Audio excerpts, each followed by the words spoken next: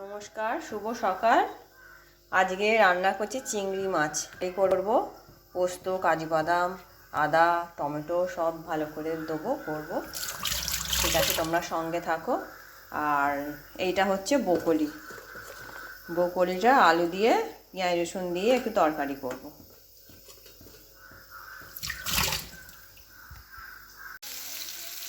আমি এই বকলির আলুগুলো একটু প্রেসার কুকারে সিটি দিয়ে নিয়েছিলাম, কেননা ছোটো ছোটো আলু তো সেদ্ধ হতে চায় না।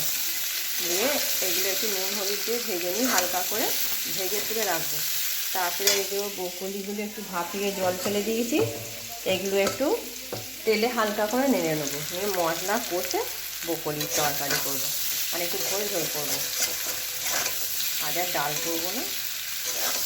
আর এখানে এই যে চিংড়ি মাছ নুন হলুদ মাখিয়ে রেখে দিয়েছি, ধুয়ে পরিষ্কার করে। আর পেঁয়াজ রসুন কেটেছি, আর এখানে টমেটো, আদা বাটা, আর এখানে পোস্ত আর কাজু বাদাম বেটে রেখেছি।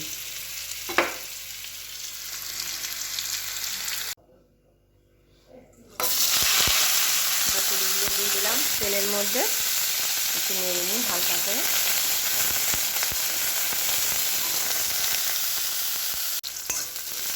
আর রসুনটা আগে ভেজে নিই লাল লাল করে।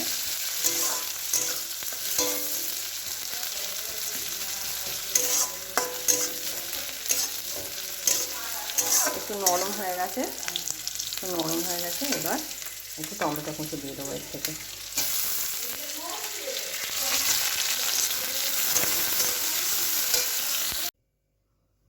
চিংড়ি মাছগুলো একে একে ভেজে নেব।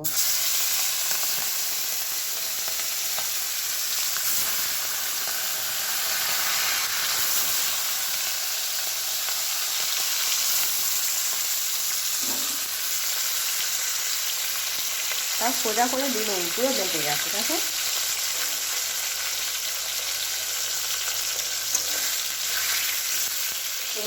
খোলা ছাড়িয়েও কিন্তু ভালোই বড় বড় আছে। চিংড়ি মাছগুলো আমার সব ভাজা হয়ে গেছে। এবার কড়াইয়ে তেল দিয়ে দিয়েছি, পেঁয়াজ রসুনটা দিয়ে দেবো।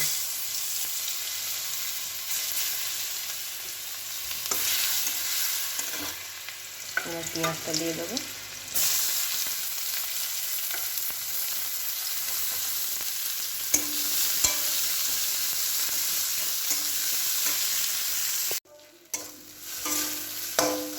আমার পেঁয়াজ টমেটো ভেজে তাতে আদা বাটা আর হলুদ লঙ্কা গুঁড়ো দিয়ে দিয়েছি। এবার এই কাজু বাদাম আর পোস্ত বাটাটা দিয়ে দেবো।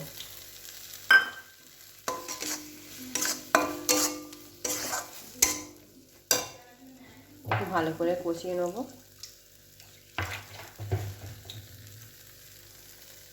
জলটা, বাটি ধোয়া জলটা দিয়ে দেবো।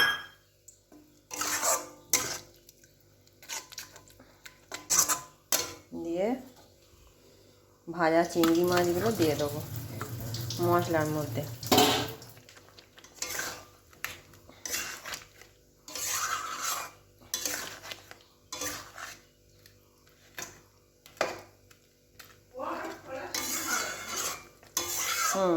ছেলেটা খোলা শুদ্ধ খাবে বলেছে, ওরগুলো খোলা শুদ্ধ করেছি।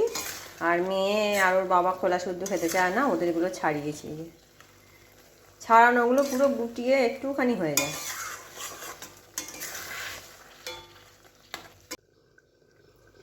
চিংড়ি মাছের ঢাকাটা খুলে দেখি, হয়ে গেছে চিংড়ি মাছ আমার।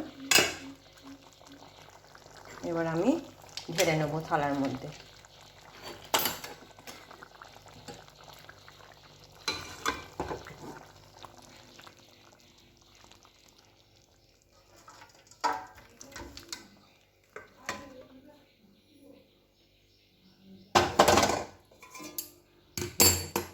কালারটা খুব সুন্দর এসছে।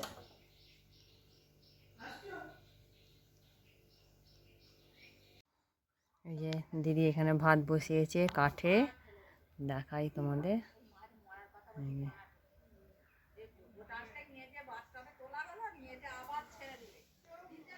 যে ঘরটা গুছিয়েছি সকালবেলা, বিছানা গুছিয়ে রেখেছি।